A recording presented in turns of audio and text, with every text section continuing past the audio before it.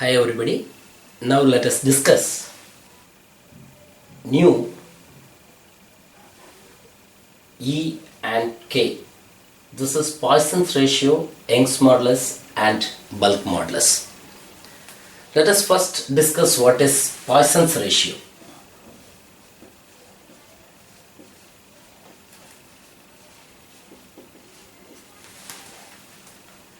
Take a member like this, and it is subjected to an axial force. The direction is only x direction. So we know what is the strain in x direction. Epsilon x is nothing but the sigma x by E. So if we consider a small cube, small element, cubic element,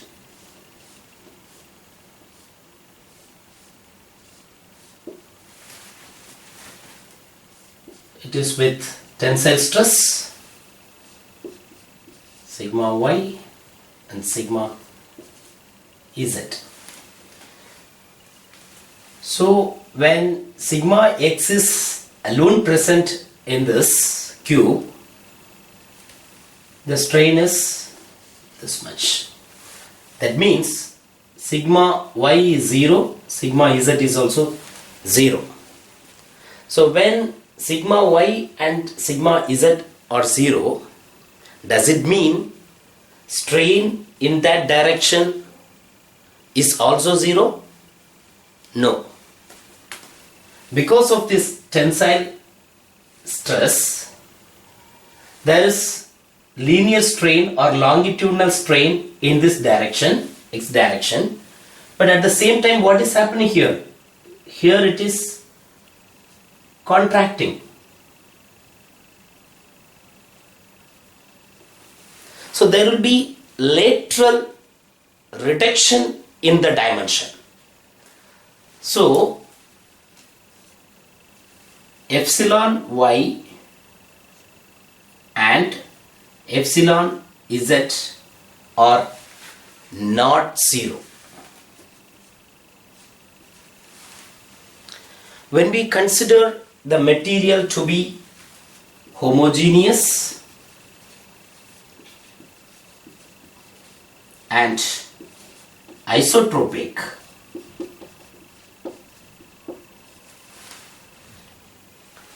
the epsilon y and epsilon z is equal. That means when it is subjected to axial stress, because of this axial stress, there will be strain in the lateral direction. So that lateral direction is equal because the material is isotropic. That means the properties are independent of the direction. So when we define a relation or the ratio between this lateral strain and the linear strain, we introduce a constant nu Poisson's ratio, which is defined as lateral strain by linear strain or longitudinal strain. And always for the metallic materials, when it is positive, it is going to be negative. So to get a positive Poisson's ratio value, we introduce a negative or minus. What does it mean? To have new positive value. Okay. So now the lateral strain is y. Linear strain is x, also equal to z by. Okay. So because of this external force in x direction, we get epsilon x equal to sigma x by E. So this is new. So to get y minus x minus sigma x by E. For this also it is new sigma x by E. So this is epsilon z. So for x direction axial force, we get epsilon x sigma x by E, epsilon y minus nu sigma x by E, epsilon z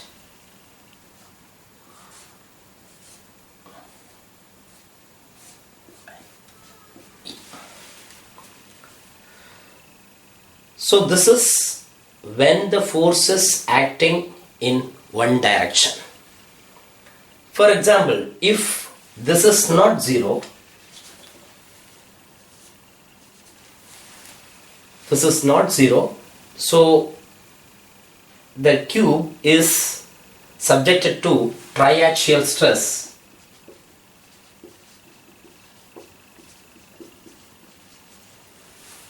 And what will happen to this strain? Because of sigma x, we get epsilon x, epsilon y, epsilon z. Because of sigma y, what will happen? Sigma y will have sigma y by Young's modulus. The same time there will be lateral strain in x direction because of y.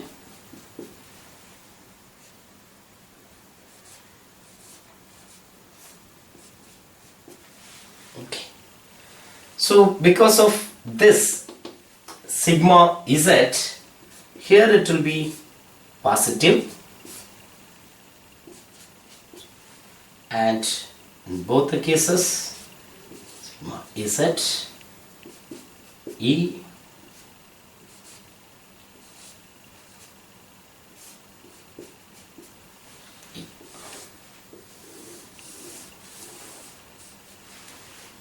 This is called the generalized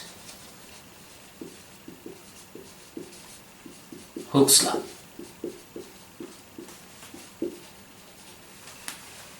Okay, is this clear? Okay, now if we take one unit in all the directions, so we will have a volume 1 cubic unit. So when it is stressed like this, because of which there will be strain in x direction, y direction and z direction, so this cube now becomes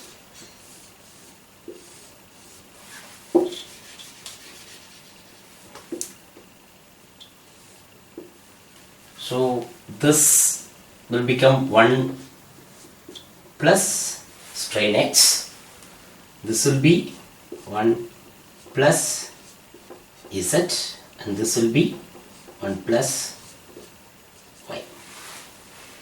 So there is some, because of this strain, and this strain is small, very small, and it follows Hookes law. Okay, so it is very small. That is the basic assumption we have. So the final volume, this is the initial volume, the final volume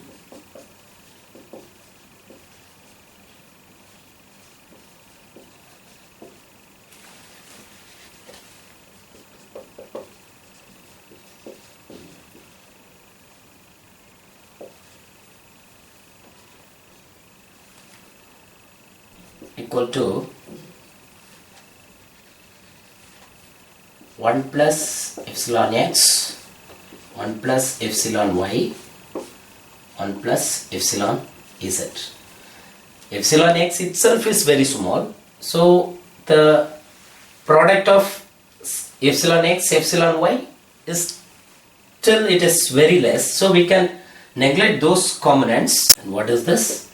1 plus sigma x plus sigma y plus sigma z. The product we can neglect because it is too very small. So now the change in volume equal to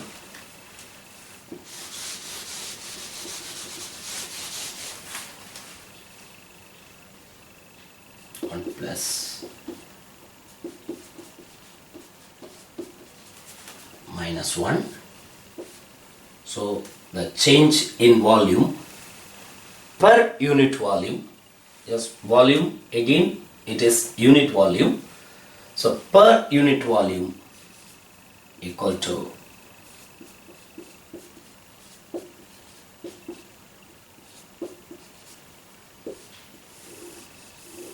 what is this E? It is change in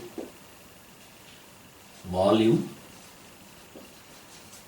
per unit volume. This is called dilatation.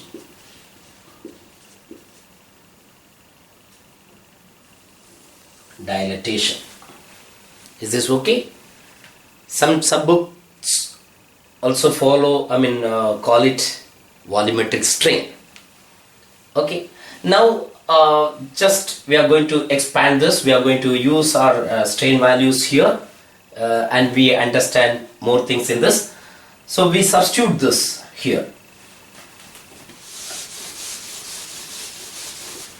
When we substitute for E, epsilon x, epsilon y and epsilon z, we get sigma x plus sigma y plus sigma z by E minus 2 nu sigma x plus sigma y plus sigma z by E. So sigma x plus sigma y plus sigma z by E into 1 minus 2 nu. We get this. This is very important expression. We are going to understand few things from this, and we are going to fix the range of values for Poisson's ratio, and we are going to understand few things.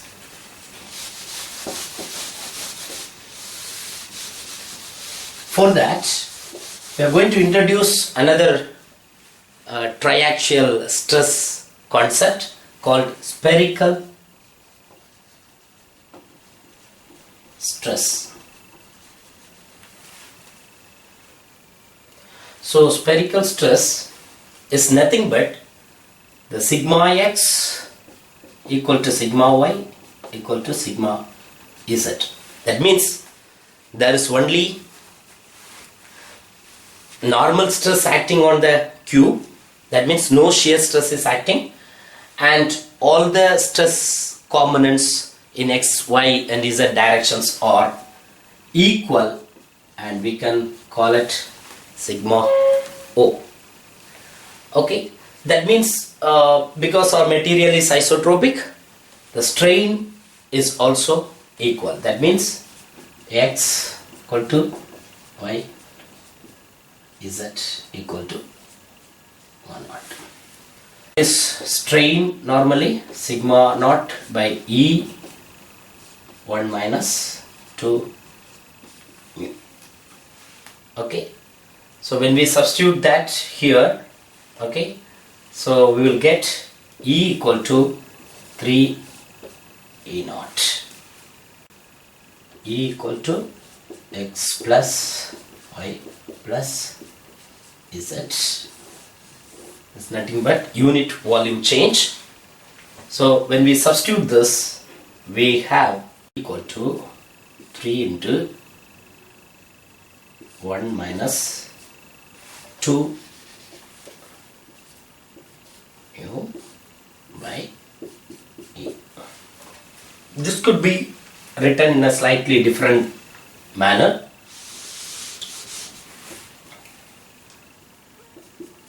E equal to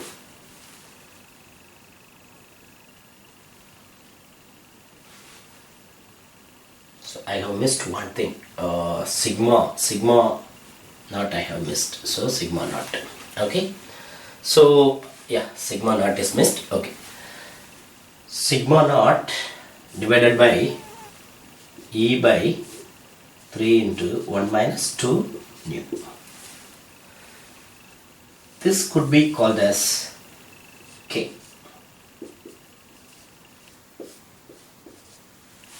K is nothing but volume modulus or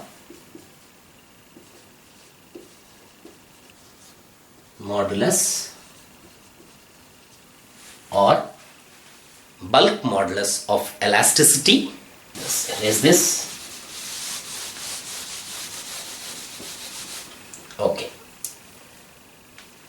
So 1 minus 2 nu will be, this is a positive value, so 1 minus 2 mu will be greater than 0. Then nu will be less than half. Therefore, nu will be greater than 0, less than 1.2. Let us write this separately. K equal to Young's modulus by 3 into 1 minus 2 nu. So when nu goes to 0, from here, what is happening? When nu goes to 0, only longitudinal strains are available. That means lateral strain is not present. That is not happening. And when you see this, K value is E by 3. Nu goes to 0.5, then K is infinity. That means it's incompressible.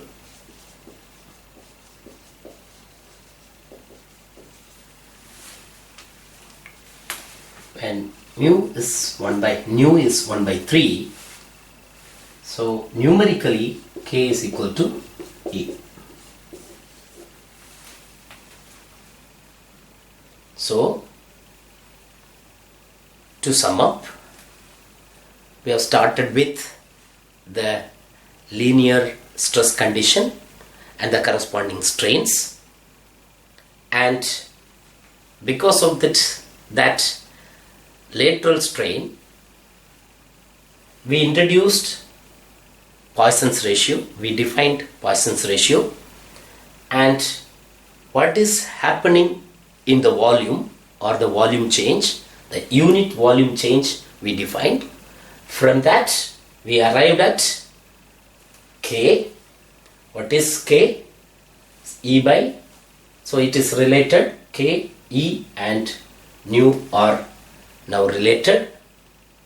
The volume change is nothing but the stress divided by the bulk modulus or volume modulus.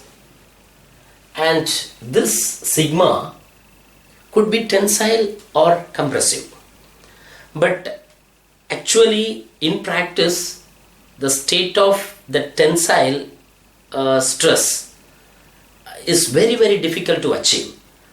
And the compressive, the equal compressive stress is possible. We would have seen that in many situations. We could see hydrostatic pressure or hydrostatic stress when an object is immersed in water. The hydrostatic pressure is compressive and it is equal in all the directions. So hydrostatic stress. In such case, all the stresses are negative, strains are negative, and we get a negative of the stress. So hydrostatic stress. In many books, they would have directly used the hydrostatic pressure situation. That's a special case. Here the triaxial stress is also a special case.